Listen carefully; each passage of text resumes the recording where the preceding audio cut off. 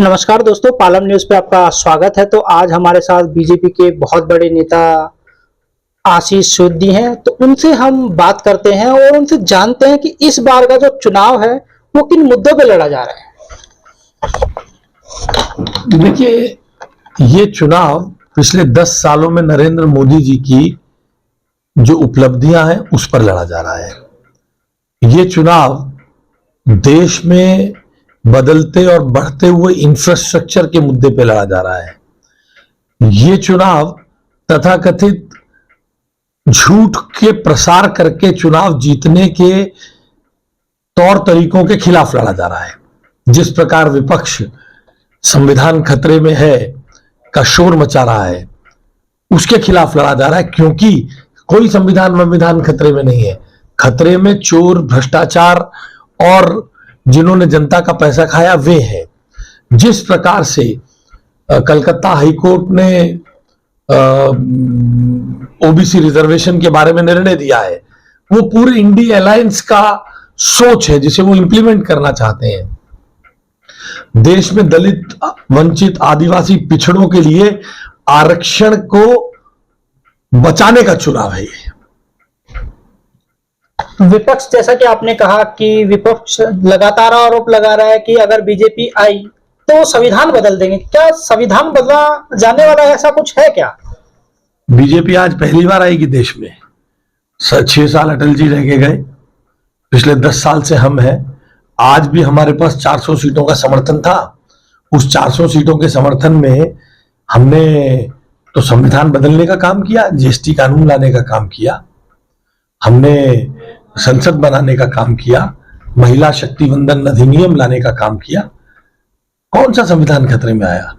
जब कांग्रेस के पास ताकत आई, कांग्रेस ने जातीय आधार पर आरक्षण के इस मुद्दे को छेड़छाड़ करके धार्मिक आधार पर एंटी कॉन्स्टिट्यूशनल वो देने की कोशिश की है, रिजर्वेशन। तो बीजेपी ने संविधान में कोई परिवर्तन नहीं करने की कोशिश की। चोर दरवाजे से दलित, शोषित, वंचित, आदिवासी पिछड़ों के आरक्षण में कांग्रेस ने चोरी करने का काम किया है, उसको धार्मिक आधार पर लड़ाने का काम किया है। हमने उसके खिलाफ कहा है और ये काम तो कांग्रेस ने ही किया, बीजेपी ने इसमें कुछ नहीं किया है। तो युवाओं के लिए इस बार जो है वो चुनाव में क्या मुद्दा खास रहा? देखिए, एक और नरेंद्र मोदी जी भारत को तीसरी बड़ी अर्थव्यवस्था यानी तीसरा बड़ा धनवान देश बनाना चाहते हैं। दूसरी ओर वो इसे जातियों में बांटना चाहते हैं। Narendra Modi ji 50 kilometre, 100 kilometre highway रोज बनाकर मेडिकल की सीटें 1 लाख से बढ़ाकर 2 लाख, मेडिकल कॉलेजों की संख्या 353 नई एडिशन करने के बाद देश में बड़ा हेल्थ इंफ्रास्ट्रक्चर खड़ा करने की बात कर रहे हैं। वो जातियों में लड़ाने की बात कर रहे हैं, वो धन को गिनने की बात कर रहे हैं। तो ऐसी परिस्थिति में युवाओं के लिए यही संदेश है कि उनका भविष्य का भारत, उनका भविष्य कैसा होगा, वो किस भारत में रहेंगे, जातियों में बटे और लड़ते हुए भारत में, या विश्व के तीसरे धनी देश भारत में जो चांद पर जाता है, 2.5 लाख करोड़ की डिफेंस इक्विपमेंट्स को एक्सपोर्ट करता है। वो किस भारत में रहना चाहते हैं?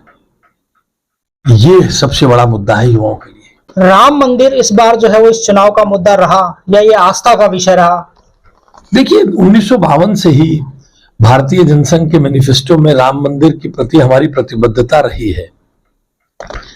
हमने अपने किसी भी चुनाव के मैनिफेस्टो में इसको छुपाया नहीं है। भारतीय जनता पार्टी अपने पहले अवतार जनसंघ के समय से इस पे अडिग रही है, धारा 370 पे अडिग रही है, यूनिफॉर्म सिविल कोड पे अडिग रही है। तो हमारे लिए तो ये हमारी आस्था का विषय था। हमने उसके लिए बिना किसी देश में डिस्टर्बेंस के उस चीज को कर दिखाया है।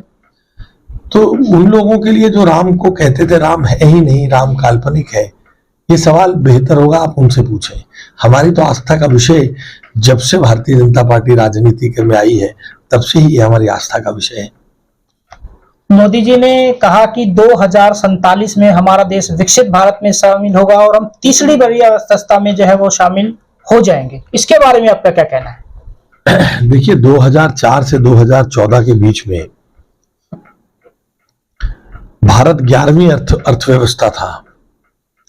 विश्व के सबसे बड़े अर्थशास्त्रियों में शुमार मनमोहन सिंह जी की सरकार थी, वो 11वें नंबर पर ही रहा। चाय वाले की सरकार उसे 5वें नंबर पर लाई और अब मोदी जी उसको देश को तीसरा धनवान देश बनाना चाहते हैं। तो ये हमारी कन्विक्शन है, ईमानदार राजनीति का परिणाम है, भ्रष्टाचार के खिलाफ लड़ाई का परिणाम है, जो बिना पिल्फरेज के, बिना लीकेज के सरकारी स्कीम लोगों तक जा रही है और जिसके कारण देश तरक्की कर रहा है। बहुत जल्द तीसरी धनवान देश बनेगा भारत। तो हमसे बात करने के लिए आपका बहुत बहुत धन्यवाद।